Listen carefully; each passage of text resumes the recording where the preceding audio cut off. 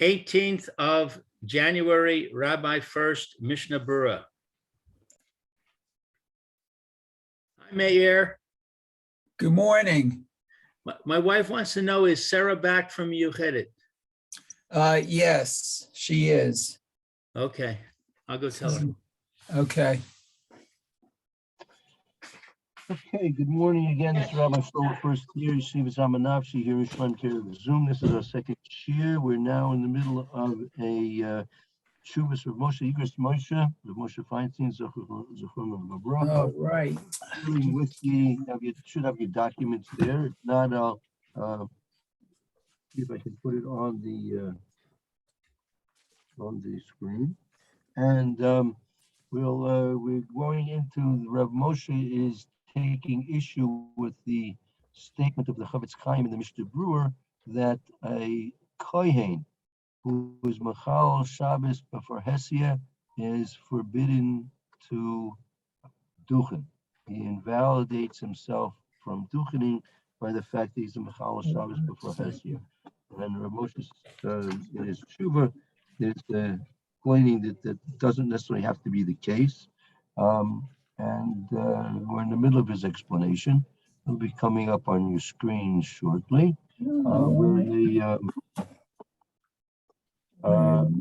Probably best, and is rather than jumping into the actual middle of the explanation, it's probably best to begin the paragraph V'gam b'chedushi ba'atzri b'tam achiluk. If you see it there,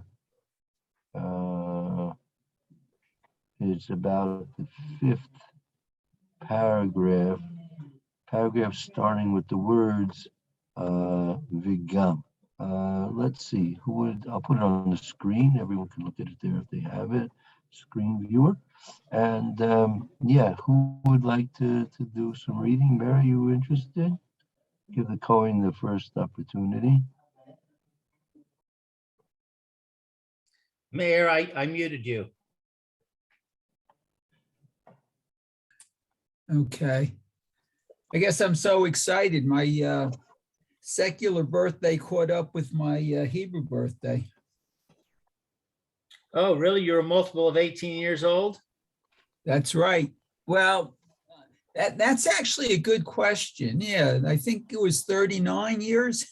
Actually, I think it's 19, not 18, 19 years. Oh, 19. Well, I don't think that goes into 70 very well, but whatever. Okay, it's on the screen, so let me start reading. Yeah. Okay, hold on. Okay. Gam b'chedushi ba'at. Okay. V'gam b'chidushay b'arti b'tam hechaluch b'shabbat lehachshivu ke'akum. So what this was...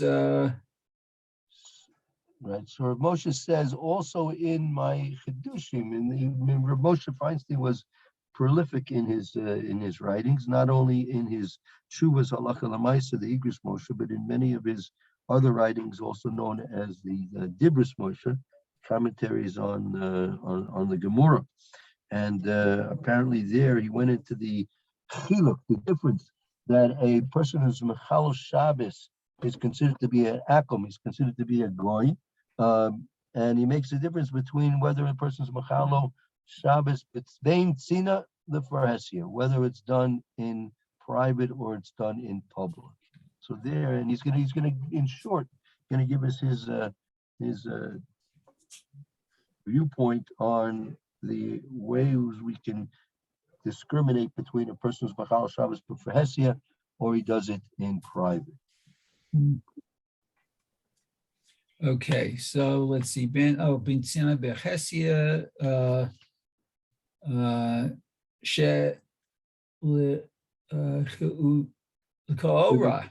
Shelechora, seemingly. Oh, seemingly. Okay. Eino muvan hagam b'tzina hu באותו החומר עצמו.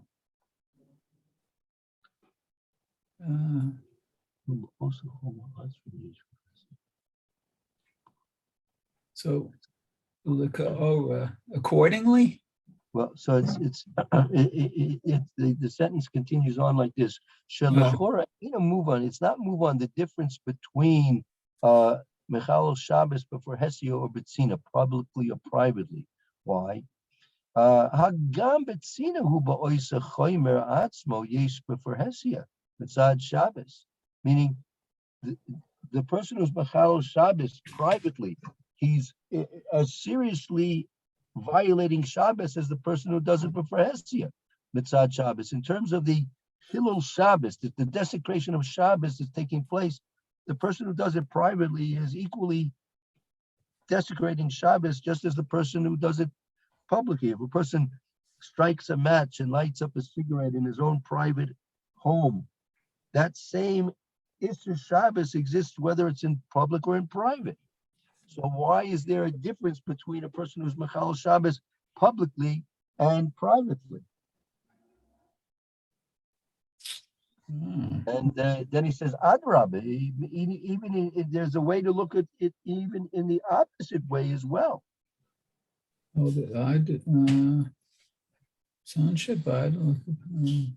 Oh, Adrabah. Oh, okay. B'tzina yesh kitzat yoter kfira kidoraita b'abakama daf ayin tet b'hachiluch ben ganab l'gazlan. Okay, so what even so, the Rabbah? That Adrab, in fact, it's the opposite. That by Tzina, in the desecration of Shabbos privately, there's a Ketas Yosef Kefir.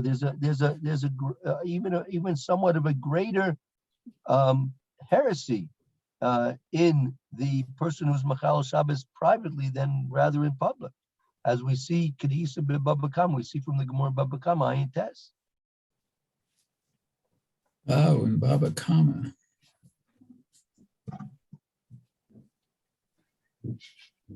Okay. Mayan test. Okay. What describes between a Ghana then a Gazlan, right? Right. Okay. The difference between them. The difference between them. Good. Okay. Ubiarti shekevan shehadimun leoved avodah zara hu mitzad shenireh kikofer shayich lehachshivo kikofer.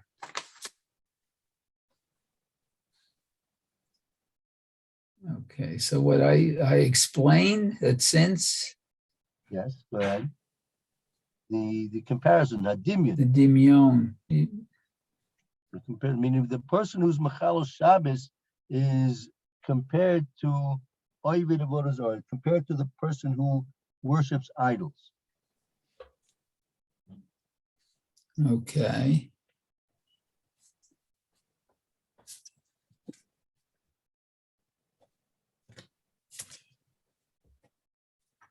So he worships idol to mitzad.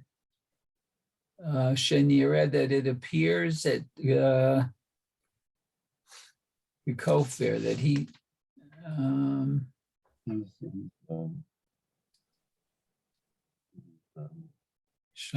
kofir sheyayich lehech shivo kofir.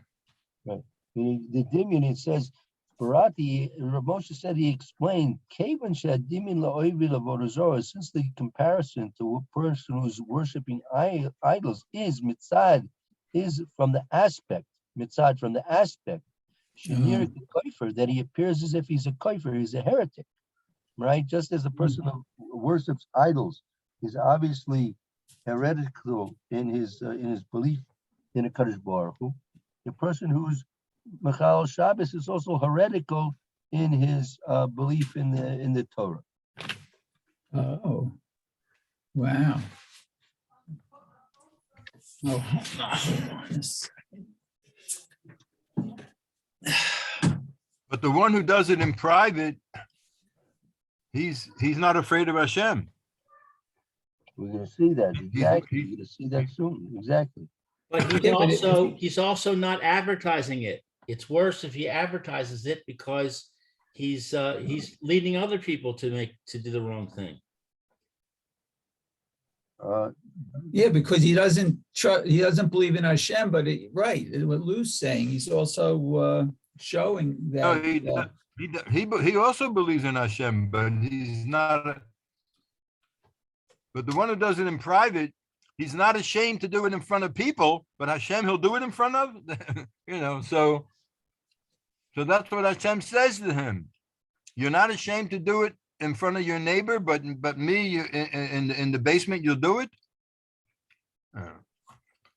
Right. So again, because the dimin is made to a person who's worshiping idols, right? That comparison, right, seems to be more serious for the person who's doing it privately rather than Right. publicly. Right. What? I don't get that. Why? That it's the same reason, but why a ganav is more serious in his sin against the Kadosh Baruch Hu than a gazlan is. That's the Okay, good. that's Barry's reasoning. Well, that's the Gemara on. No, it's not my reasoning. No, that I was taught that. But what about the other tzad that that when he does it publicly, he's making a public statement against Right. God. Right. Yeah, but that doesn't fit into the aspect of equating him to a person who's worshiping idols, right? I don't see that. If a person worships idols in public, isn't it the same issue? Well, again, if you have to understand what the basic sin of worshiping idols is. The basic sin of worshiping idols is not that a person is going to teach other people to do it. That any sin a person is going to do, that is publicly, he's making a statement that could possibly lead other people to do the same, right? He's wearing Right. shatnez in public. He's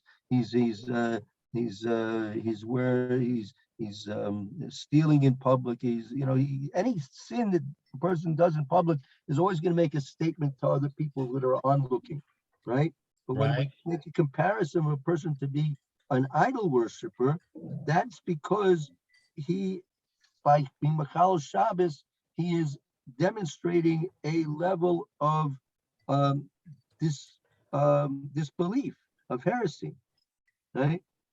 Just like as a person who is worshiping idols is through that worship of idols is demonstrating his disbelief, right? Likewise, a person who's Michal Shabbos is also demonstrating his disbelief.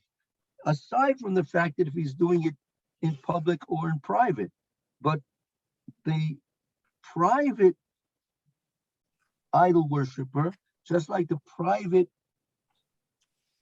Shabbos Robert. desecrator, should be similar to the Ganav who's doing it privately, and the Torah looks down more seriously upon him than the person who's a Gazan who's doing it in public. Aside from the fact that every avera that a person is going to do in public is going to teach people and make it an effect and leave an impression upon them to their detriment. Simply from the aspect of the heresy involved, the denial, the fact that there's a denial involved here. There's a greater denial apparently in private than there is in public. That's based on the Gemara, but the difference between a Ganav and a Gazlan. Right. He's more afraid of the people than he is of Hashem. Apparently, that's according to the Gemara about a Ganav and a Gazlan. Right. Okay. Okay. V'lachem b'tzina yachol lomar shehu rach l'malei tavato. So what? And therefore, Meaning, if a person's going to desecrate the Shabbos in private, you could say maybe he's only doing it to fulfill his pleasures. his pleasure. He wants the cigarette on Shabbos. Smoking the cigarette in private doesn't necessarily indicate a heresy, a heretical attitude. Could be he's just simply doing it because he wants to have that cigarette. Oh. Okay. V'afim lo amar klum talinan mitzad hazakat kasherut. Shirach l'malei tavato v'lo mitzad kofer. So, and if what he doesn't say, Right, that a person who's doing it in private, could be that he's doing it only because of his desire for the thing he wants on Shabbos. That's forcing him to follow Shabbos, and it's not as he's actually considered to be heretical in his Kilo Shabbos. So I'm confused. I thought the point of this paragraph was that the Reb Moshe was trying to make the point that it's worse if you do it in private. Now he seems to be saying it's worse if you do it in public. Well, in terms of heresy, it's worse in private than in public, right? And not only that, you can say that he may not even be doing it in private because of heresy. He may simply being it because he's falling to his temptations. He's falling prey to his temptations. Iva. Right. So that makes it better to do it in private. Yes, exactly. You see, the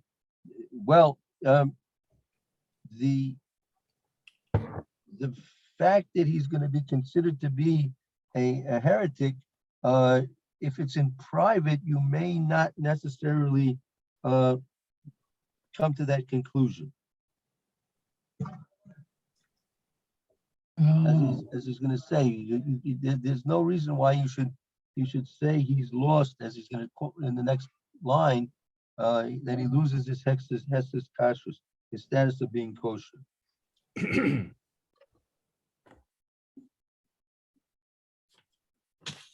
okay, so let's see.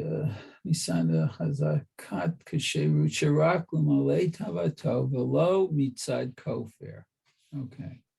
The chazinan she'af ochel nevelot l'teavon yesh lo hazakat kasherut shelo yochal l'hachis mishum de chashud l'kal lo chashud l'chomer. But even if we see the halacha is, if a person is going to be eating nevelis, he's eating treif food at the teavon, then he still has a status of being kosher.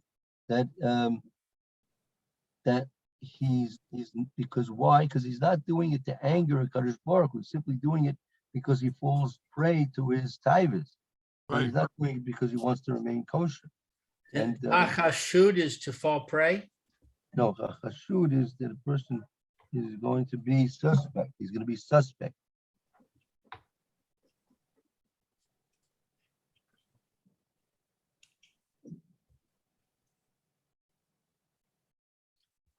Okay, so not doing it to anger Hashem. Okay.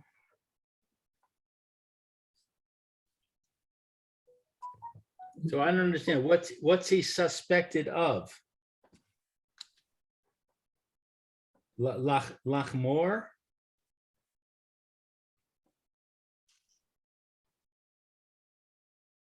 Lechomer, meaning the general rule is mishum chashod kal lo chashud lechomer, because a person's suspected of doing something which is something light, you don't suspect him for doing something more serious.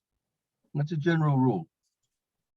Just because you see somebody doing something that's wrong and it's somewhat of a light transgression, you have no right to assume that he does a more serious transgression because he does a light transgression.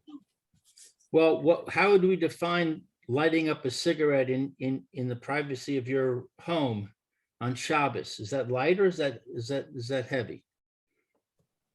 So Chilul Shabbos is very serious. But to say that he's going to be considered to be like a idol worshiper, which is more serious than Chilul Shabbos, right? That we won't say. Uh-huh, I see.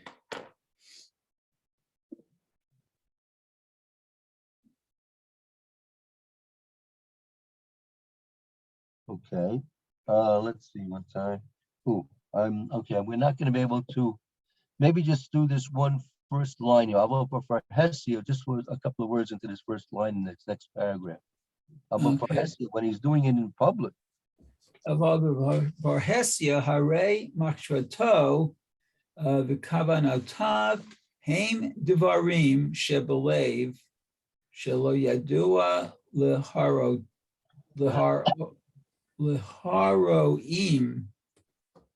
leharoim ye'amer set ze mitzad shehu kofer. So he says, however, if it's something in public, havi machshavaso v'kavanaso heim devarim shebelev. What if he's doing something in public?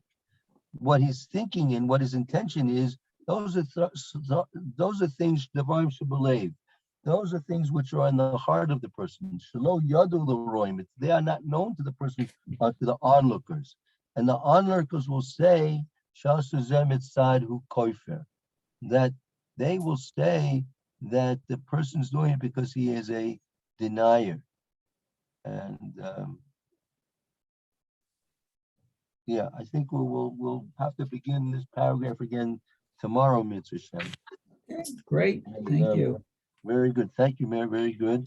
Thank you, Elizabeth Sweet. Thank you, Rabaran. Thank you, Lou. Oh, hope to see you all. Barry as well. Hope to see you all tomorrow, Mitzvah Shem. So have a wonderful day. Lauren? Have a good day. Amen. Thank you so much. Hope you get your water back, Barry. Hope this. Thank Lauren? I can't hear you. Can I ask What's you, up? Be well. can I Yeah, what's ask you up? a quick question? Sure, what's up? Can I have my driver's license sent to your mailing address in Edison?